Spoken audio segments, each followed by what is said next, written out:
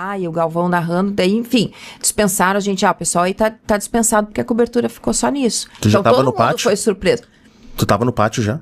Tava na Posicionada. entrada, mais ou menos, não tinha, tava lá, No clima ali do jogo, no clima né? do jogo, ali na Nossa. entrada do jogo ali e tal, e daí foi passada a orientação pra quem tava ali ao redor que não ia ter mais a nossa participação, que a cobertura ia ficar naquilo. E o torcedor também nem sabia, não tinha ideia. A gente ficou sabendo um pouquinho antes, mas também, Tu entrou no estádio pra ver o jogo? sim. Meu Deus. Tinha lugar de... Daí fiquei como convidada, porque daí não ia mais trabalhar, daí subiu todo mundo ali que não tava trabalhando e ficamos no último anel, assim, só vendo o jogo.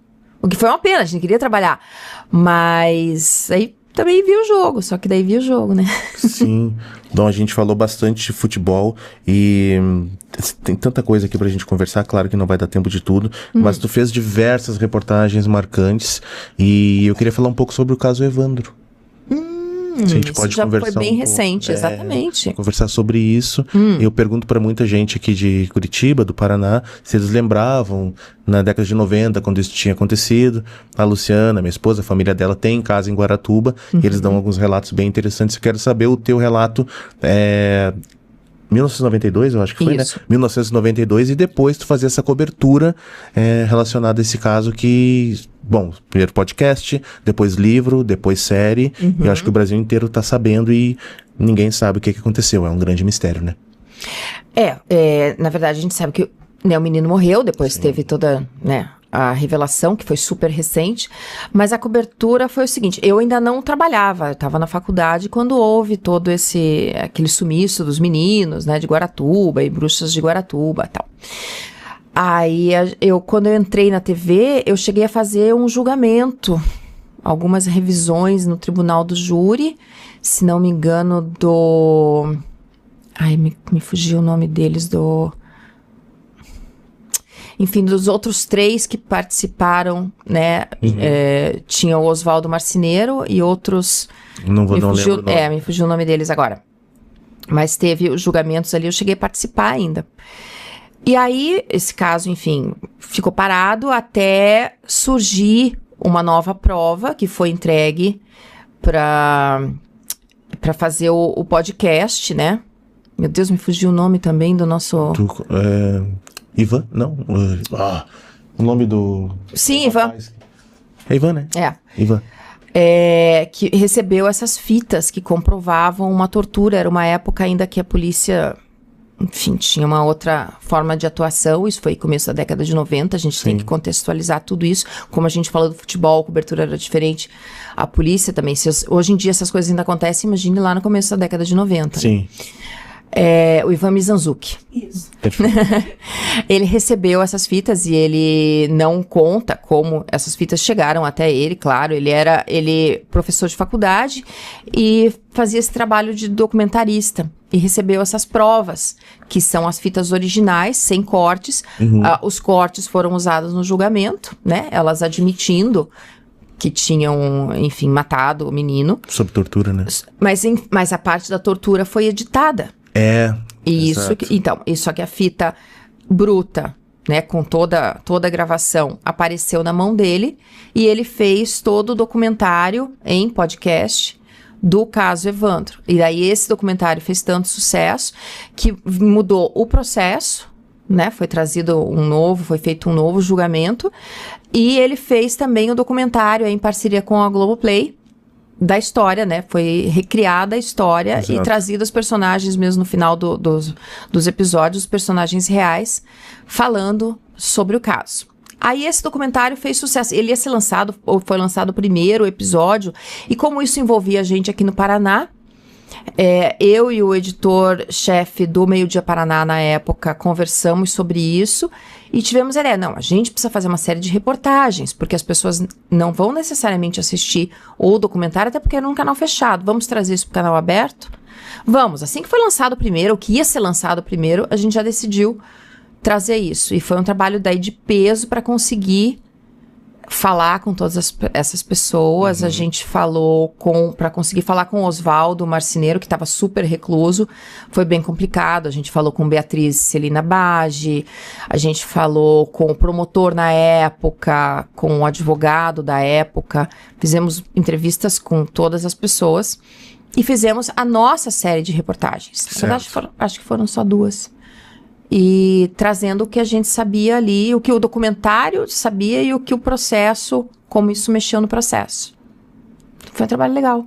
E, bom, hoje em dia, todo mundo tendo o acesso à internet e podendo opinar, dando a sua opinião ali no Instagram, YouTube, Facebook, e as opiniões são divididas. O que tu percebe sobre a opinião pública em relação a esse caso hoje?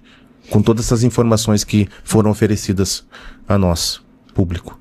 A gente nunca sabe se vamos dizer, a reescrita tem todo o poder do que na época, assim, né? Acho que tem gente que acredita mesmo que eram bruxas e elas provaram que isso foi toda uma...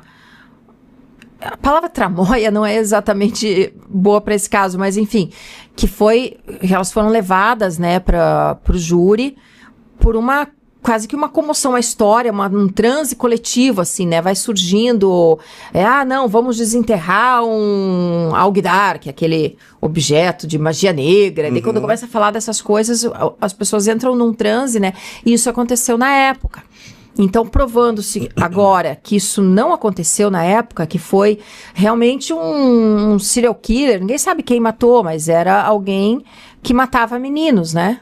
Que houve alguns casos assim, inclusive houve uma ossada de uma menina. E também se provou que o trabalho da polícia e da perícia foi comprometido, porque dizia-se que a ossada era de uma menina, e daí não podia ser, mas na verdade era a ossada do Evandro. E isso foi achado agora, quando foi mexido todo de novo nas provas, foi achado um fragmento de osso. As pessoas devem ter acompanhado isso nas notícias, né? Que foi guardado da perícia na época. E a perícia tinha muito menos condição técnica de fazer um exame de DNA na década de 90 do que tem hoje. Foi feito um exame mitocondrial, que é uma parte da célula. Naquela época tentava se achar o núcleo ali, o DNA, de uma coisa que já estava meio deteriorado e não se conseguiu chegar... Né? A gente imagina que não é má fé, que foi realmente uma questão técnica. E que daí a prova existia e levou todo mundo pro lado errado, porque dizia que era ossada de uma menina. E aí se comprovou que era ossada realmente de um menino, que era, não só um menino, mas era o Evandro, através dos parentes deles, né, que ainda vivem, irmãs, enfim, fizeram o exame. E aí se desvendou o caso, que era ele realmente ali, que foi assassinado. Quem sabe por quem, sabe, né? Sei lá quem, né? Esse foi o caso Evandro. Antes de entrar no próximo assunto, o caso Daniel, tu trabalhou? Sim. Esse caso a gente acompanhou muito. E é um pouco difícil, assim, de entender qual é a motivação real e o que se passa na cabeça dessa família. Eles ainda estão em julgamento, né? Ainda tá... Só ele tá preso. Exatamente. Eles, se não me engano, só ele tá preso. Só ele tá preso. Aqueles casos, eu acho que também as pessoas bebem ou, sei lá, o que mais usaram, e daí como essa, né, todo mundo ali fez besteira, mas é claro que não, de forma nenhuma tinha que se chegar nesse resultado, né?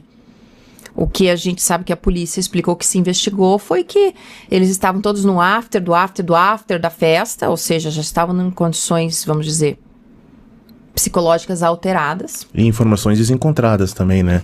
Eles mesmos mesmo entram em contradição a todo tempo. Porque talvez até são traídos ou foram levados, até foram coagidos a prestar um outro testemunho, né? Houve uma reunião com essas pessoas, enfim. E aí o jogador foi tirar uma foto pra, sei lá, fazer graça com o grupo de amigos. Eu cheguei aqui em Curitiba, já tinha acontecido o crime. E aí eu fui pegando o gancho de acordo com o que eu estava vendo os meus colegas fazendo. Inclusive o apresentador Passaia chegou a ser convidado, intimado a prestar depoimento, né, no tribunal, foi lá. E é um caso que deu muita repercussão nacional, até onde o jornalismo vai, né?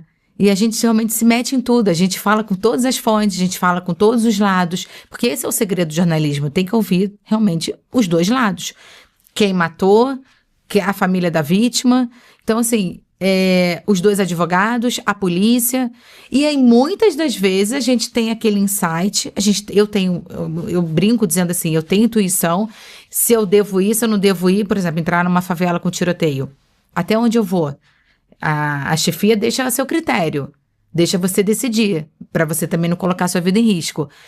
Às vezes eu vou porque eu quero adrenalina, eu quero a matéria, e a gente sabe que a boa matéria é aquela que tem a imagem quando tá numa operação é porque vai ter o tiro, e é isso que vai dar ibope, é isso que o telespectador quer ver.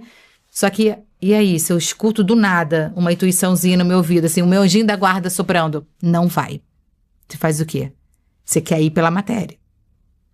Teu chefe tá esperando aquilo ali, sabe que você vai trazer um material, sabe que você vai ter entrega. E aí você escuta, não vou. Falei, cara, não vou. E já aconteceu também situações de eu ir, saber que estava perigoso, saber que estava ruim, saber que o negócio estava, que o bicho estava pegando. O cinegrafista que tinha filho e falou, eu crio meus filhos sozinhos, eu não quero ir. E eu insistindo para ele ir. Não, vamos. A avenida estava fechada, tiroteio dos dois lados. Eu falei, se você não vai, eu vou sozinha com o motorista. O motorista pega a câmera e a gente vai sozinho. Aí ele pensou, caramba, então eu vou ter que ir, né? Porque senão o motorista vai fazer a imagem, eu sou o cinegrafista, vai dar algum problema, então eu vou. A gente passou um sufoco, um perrengue. A gente teve que ficar no meio do asfalto, jogado no chão. A gente não sabia de onde vinha o tiro.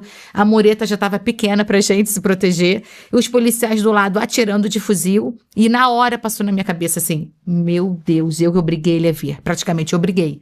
Eu quase coloquei uma faca na barriga dele e falei assim, vamos pra lá. E aí imagina a situação. Claro, graças a Deus, deu tudo certo, a gente saiu ileso e vivo pra contar a história. Mas imagina se desse uma M. Se o negócio vira... A culpa ia ter sido minha. A responsabilidade ia ter sido minha. Isso a gente vivenciou muito, sabe? Assim. E história de tiroteio tem muita pra contar. É muita coisa, né? Muita pra contar. E aí, com 21 anos, tu te forma e eu busquei algumas informações que teu primeiro trabalho foi em Cabo Frio. Isso. Já tava meio que certo na tua cabeça que ao sair da faculdade teria uma grande possibilidade de que tu não trabalhasse nos veículos de comunicação da tua cidade, que é o Rio de Janeiro, que tu, de repente tu tivesse que ir por alguma cidade do interior. Exatamente isso. Isso aí já tava, o teu eu já tava preparado. Claro que eu morando na capital, Rio de Janeiro, nascida e criada ali, Carioca da Gema, eu queria me formar e trabalhar ali. Tá. Mas eu fui percebendo que os meses iam passando após a minha formatura e eu não estava conseguindo emprego. Nem em jornal, nem em revista, nem em televisão, em nada. E eu tinha naquela época, fita VHS das experiências que eu tinha tido na faculdade, na TV da faculdade e tal. Tu queria rádio também? Gostava de rádio também, queria fazer rádio. Eu queria ser comunicadora, assim, sabe? Eu achava que para comunicar, você tem que falar, você tem que ter voz. Por isso que eu gostava do rádio e da TV. Uhum. E aí, eu vi um filme muito curioso chamado Íntimo e Pessoal. Era um filme com o Robert Redford e a Michelle Pfeiffer. É um romance que se passa numa televisão. E eu amo o universo de televisão. Eu gostava desde os bastidores de novela, de filme. Eu amo esse ambiente.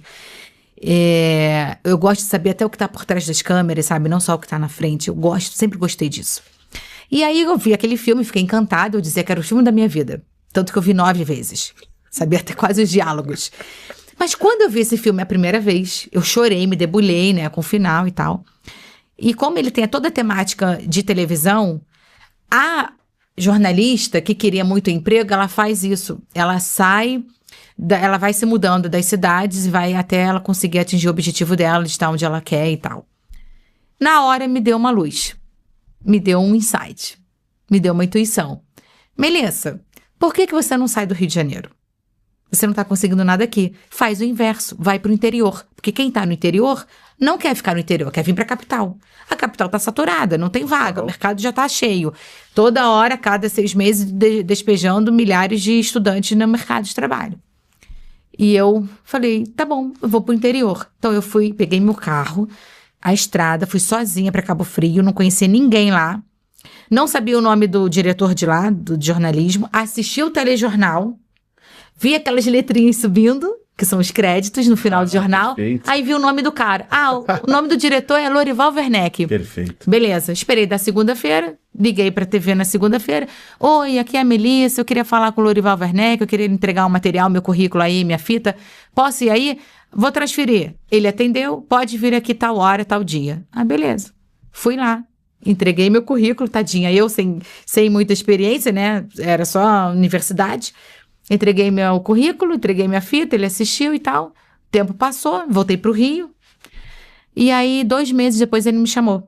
Era até um feriado, 7 de setembro, que ele me liga e fala assim, vai passar o feriado aonde? Vai viajar? Tem programa? Tem viagem planejada? Eu falei, não, tô no Rio, vou ficar aqui. Aí ele, então, você tem como vir aqui para fazer 30 dias? 30 dias de férias? Vai cobrir férias de 30 dias? Tem sim. Na reportagem, eu, tá bom. Aí esse cara, que eu nunca tinha visto na vida, que só recebeu o meu currículo, me deu essa primeira oportunidade. Globo Cabo Frio. Globo, afiliada da Globo em Cabo Frio. Sucursal. Isso, sucursal afiliada. Perfeito. E era o que eu queria, que era televisão, era vídeo, era reportagem. Ali eu dei meus primeiros passos, né? Ali eu fui aprendendo, os cinegras vão te ajudando, a equipe também. Deixa eu só entender uma coisa. Em Porto Alegre, depois de Porto Alegre, a principal é Caxias e Santa Maria. O perfil dele. As pessoas podem mudar, né? Já faz um tempo. Mas, naquela época, e eu sempre fui muito racional. Então, eu nunca fui muito emocional no sentido de perder a minha estribeira, perder a paciência com as pessoas no ar. Não.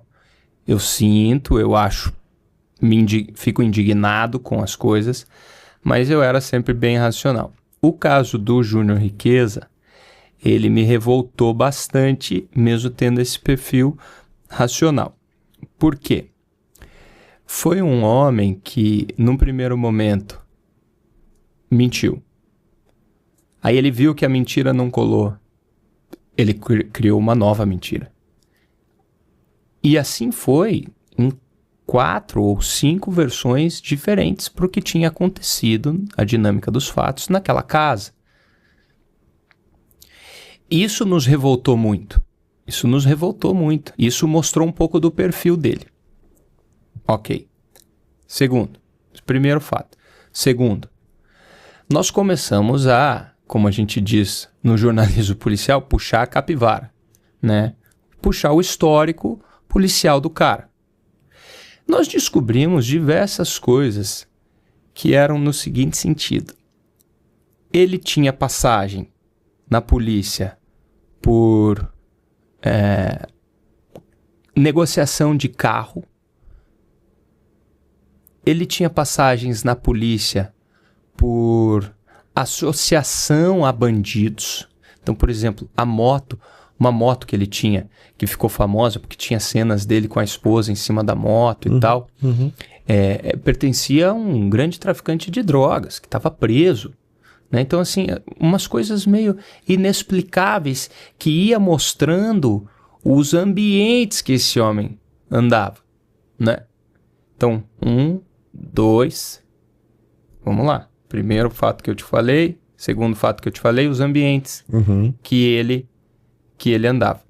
E terceiro, e que isso teve muito a ver também com o resultado do júri popular, em que ele foi condenado pela morte do Daniel, o ambiente que se criou dentro da casa naquele dia e o ambiente que ele criava na casa dele. Ele tinha uma filha, não é? A Lana, era casado com a Cristiana. E, veja, cada um sabe do seu, velho. Mas, cá entre nós, quem achar que eu tô errado, beleza. Eu não acho correto um pai. Primeiro, levou todo mundo pra balada, beleza, até aí, tudo bem. Levou todo mundo pra balada, aniversário de 18 anos da filha. Depois, trouxe todo mundo da balada pra dentro da casa, encheu todo mundo de vodka, todo mundo loucão, dentro da casa dele, e ele era 6 horas da manhã, tava indo buscar mais vodka. E assim, mulherada em cima da mesa de sinuca, dançando, porque tem vídeos disso, sabe? Cara, um ambiente totalmente permissivo. Totalmente permissivo. Então, esse é o Júnior Riqueza que eu conheci. Esse é o Juninho Riqueza que eu conheci nas nossas investigações. Entre tantas outras coisas, né? Entre tantos outros históricos que ele tinha. Ele conhecia muito policial civil corrupto, entendeu? Existe uma situação que nós descobrimos que foi o seguinte: ele descobriu um carro piseira para vender. Aí sabe o que ele fez? Ele marcou um encontro com esse cara, que era um piazão, que tinha comprado já o carro, já não tinha documento. Quando ele comprou, já não tinha documento. Aí ele descobriu esse carro. Ele marcou um encontro, tudo pensado. Ele marcou um encontro com esse cara porque ele queria comprar o carro. Foi até o cara e falou assim, ó, aqui eu sou da Polícia Civil, nós estamos confiscando esse carro agora. E tomou o carro do piá e foi embora, velho. Que isso, cara. Você tá maluco. É. Eu assisti esse... Então, assim, eram diversas coisas, né? Diversas coisas. Esse era o Júnior Riqueza que a gente descobriu. Veja, a gente não descobriu o histórico dele, ele traficando drogas. A gente não descobriu o histórico dele com crimes contra a vida, né? Isso não existia. Mas você entendeu o tipo de ambiente que ele permeava, tipo de coisas que ele gostava de fazer. Suscetível a tudo isso. Aí, que envolve. Aconteceu o que aconteceu, né? Em que ele torturou o rapaz. Ele torturou o rapaz. Conheceu o Daniel antes? Conheceu, né? Já viu ele? Veja, eu fiz jogos em que ele era jogador do Coritiba, eu não o entrevistei, eu apenas fiz jogos em que ele estava relacionado para os jogos. E ele estava muito teve no banco São Paulo, também, né? ele ficava bastante no banco. Ele teve no São Paulo, teve no Coxa, teve no Botafogo também. E aí, tudo isso nos revoltou, né? As mentiras nos revoltaram. Eles ligaram para a mãe do Daniel para dizer que estavam preocupados também. Sendo que eles sabiam já o que tinha acontecido. E não foi só o Júnior não, tá? Desejando força. Desejando força, que vamos procurar disso. E tal, pô. Sabe? Se precisar de alguma coisa, a gente tá aqui, né? Então, assim, lembra que eu te falei do propósito da minha profissão? Hoje em dia eu tenho propósito no que eu faço. Esse é um caso clássico. Nós fizemos com propósito. Não era mais sobre audiência. Era sobre a gente mostrar a verdade, cara. Não pode passar assim. Total. Não pode, cara. Não pode. A gente tem que mostrar o que está acontecendo. O que é verdade e o que não é. Enfim, então esse foi o caso Daniel, para mim, foi muito emblemático. Ele foi uma virada na minha carreira. Porque antes eu já era nessa época, nós estamos falando aí final de 2018. Nessa época eu já era repórter de rede, digamos assim. O SBT foi 18, não tem... né? Foi 18. Foi 18. Mas 2020, 2021 rendeu ainda alguma coisa, né? É porque o programa estava bombando também, a investigação estava acontecendo em 2019, quando vem a pandemia, né? Também no final de 2019 começa a se falar de pandemia. Isso. Né? Então a gente ficou sabendo antes de 18. Muito antes de 18. Foi antes da pandemia. Enfim... Aí, cara, o caso Daniel, pra mim, ele é muito emblemático. Ele é muito emblemático porque ele teve uma virada na minha carreira. O que acontece? Até 2018, novembro de 2018, eu já era um repórter, né? Comecei lá em 2015, aí fiz boas coberturas ali com a Rede Massa. E comecei a fazer reportagens pro SBT Brasil, comecei a fazer várias reportagens de destaque. E foi bacana. Mas dentro do contexto do Tribuna da Massa, eu ainda era um repórter que, tipo assim, não era o principal repórter. Quando há a cobertura do caso Daniel, tem uma virada. E aí eu começo a ser a grande referência de reportagem dentro do Tribuna. E, entre outros tantos... Cara, o Tribuna da Massa já teve grandes feras do jornalismo. Grandes. O Ricardo Vilches... o Jairo Nascimento, a Simone Munhoz, teve o João, enfim, teve vários caras assim que eram muito bons repórteres, né? A gente tinha uma fase muito boa, mas beleza. Então eu tava ali na elite dos caras, tava entre os feras lá. E quando teve o caso Daniel, teve essa virada, eu me tornei um dos principais, o principal, talvez, repórter ali do Tribuna da Massa. E aí começa a mudar a coisa, porque daí eu fui chamado para fazer o Tribuna aos sábados. Aqui, hoje, segunda-feira, mas ontem, domingo, eu achei que ele não sabia o que era, mas ele sabe que é de futebol, ele adora. Então eu falei, filho, vamos botar a camisa de futebol. Ele, vamos.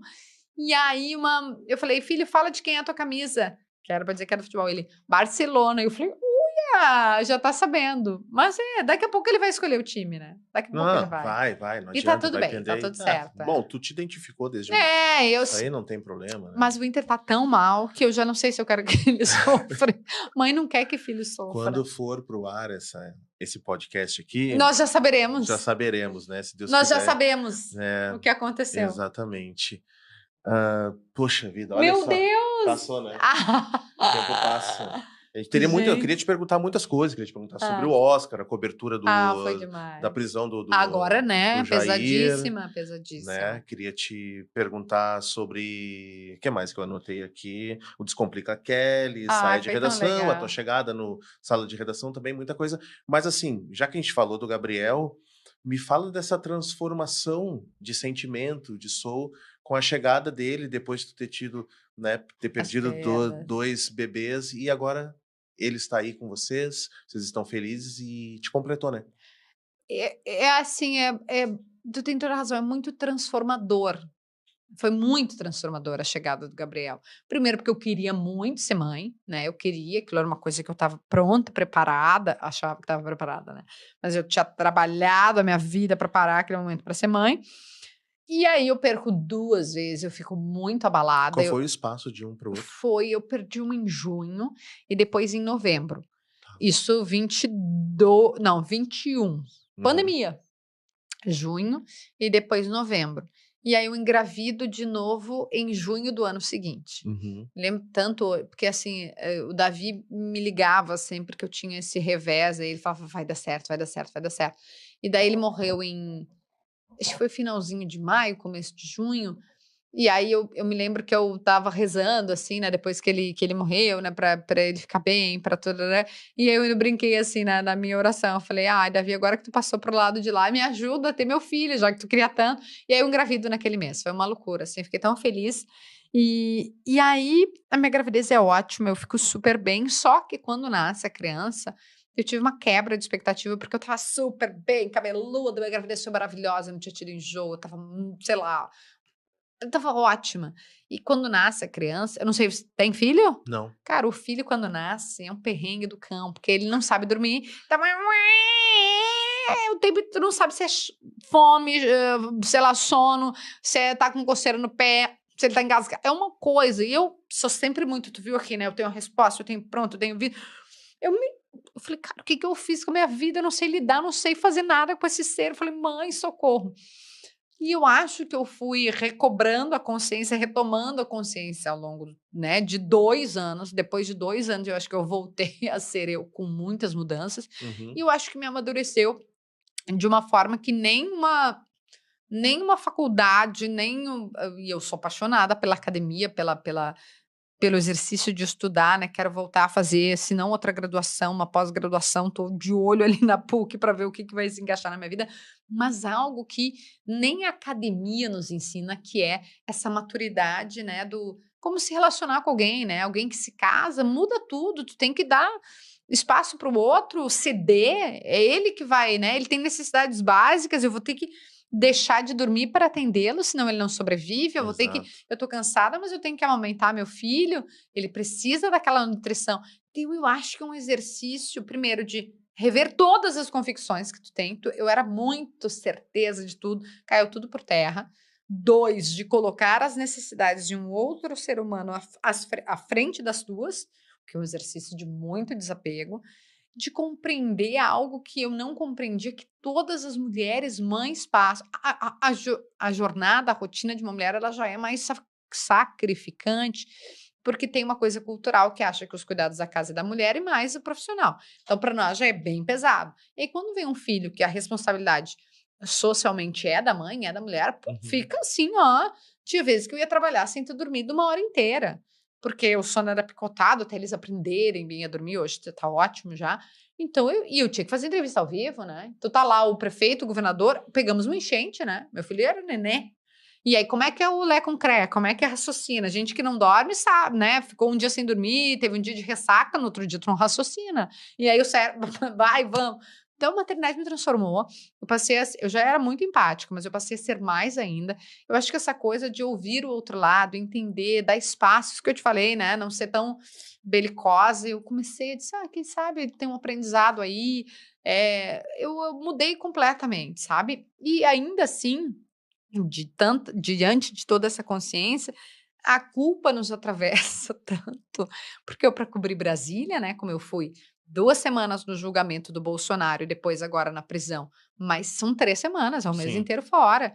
Entender que o pai da criança tem tanta responsabilidade quanto eu, saber que estará bem cuidado, porque está excelentemente cuidado com o pai dele, é também um exercício, né, para eu entender que aquela criança, ela não é, ela é minha, claro, mas ela é dela. Antes de tudo, ela é dela, ela é do mundo. Por mais que eu tente ficar moldando Piangers, Marcos Piangers, maravilhoso, fala, não é vaso que tu vai, não é a cerâmica que tu vai moldando, ele é uma planta. E aí nasce uma goiabeira, daqui a pouco nasce uma samambaia, daqui a pouco uma violeta que vai ficar ali. É o que ele quer, né?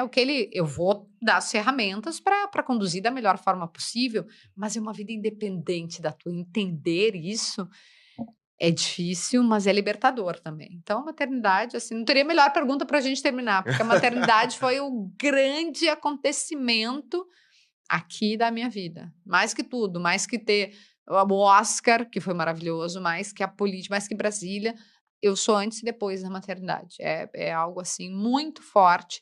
E agora que passou aquele período tenebroso do começo, né? O meu filho vai fazer 3 anos, eu quero ter mais uns 20 filhos. O Gabardo diz que eu estou louca. E talvez esteja um pouco, né? Mas estou medicada. Agora o que eu digo, né? Como os dois estão trabalhando, tu vê, eu fiquei uma semana fora, o Gabardo agora vai para Washington. O problema é fazer o filho, né? Porque precisa estar presencial, né, gente? Então, não tem o filho telepático ainda, né? Então eu digo, talvez quando o Brasil se acalmar um pouco, quando o futebol se acalmar um pouco, a gente vai trabalhar novamente para ter esse filho. Vocês tiram férias juntos? Quando a gente consegue, sim. A gente vai, mas 26 anos de Copa e de eleição. Uhum. Então, tem um complicador, né? Porque ele vai viajar muito. Fora os extras, né? E aí vem, de repente, né, uma notícia, uma coisa, um Oscar. Então, não é fácil. Eu brinco, né, querida Fátima e o Bonner, né, que já não estão mais juntos. Eu digo, ali teve que ser um processo de fertilização, porque não dá conta do trabalho, né? Uma brincadeira, a gente não vai ofender ninguém. Fizeram pelo WhatsApp ali. Porque não tem como, é uma loucura nossa rotina, nossa vida, mas dá certo, viu? Fiz um filho, tá tudo bem. Um já tá garantido. Um tá garantido. Aí eu vou ter o segundo, eu vou ter o terceiro, o Gabardo diz que eu estou maluca. Talvez esteja certo. Paulatinamente. Bom, Kelly Matos, obrigado, né, ter pego o teu tempo e investido aqui pra gente conversar um pouco. Como eu te falei, era um desejo já longo de te convidar para que tu viesse aqui. E ficamos muito contentes. Um papo maravilhoso, saber um pouco mais da tua carreira, principalmente para as pessoas, né, que vão assistir aqui, vão querer saber bastidores. E as pessoas têm curiosidade disso. E o nosso intuito é esse. E sempre com a arte, como eu te falei. O jornalismo é arte. Por isso que a gente te convidou. Parabéns, eu amei estar agradecemos. aqui. Muito obrigada pela oportunidade. Toda vez que a gente tem chance, e essa chance me foi dada, né, por ti, pela equipe,